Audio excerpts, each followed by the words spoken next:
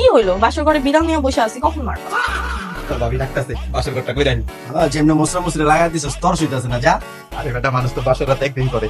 আমি তো ভাবতেছি টানা 7 দিনের আগে বাইরে হই না, কিছু লাগলি না হলে ওর তাহলে একটা ফোন দিব। আচ্ছা, কোনো সমস্যা নাই। এমনি মজুদ আছে না 7 দিনের সামগ্রী? আচ্ছা সব আছে, তুই দেখ। যায় টি20 না ওয়ানডে না, ডাইরেক্ট টেস্ট চলবো আজকে। আমার বন্ধু না তুই, আমি জানি তুই আমার নামটা রাখবি, বুঝছিস? কি হইলো? তুমি কি ভিতরে আসবা নাকি আমি শাড়িটাই খুলে? আইতাছি বাবু, থাক। আইতাছে একটা ভাগের গর্জন দিয়ে একদম। আজকে যে আমাদের বাসর ঘর, আমার না বিশ্বাস হইতেছে না। দেখি হাতটা একটু যত ধরি।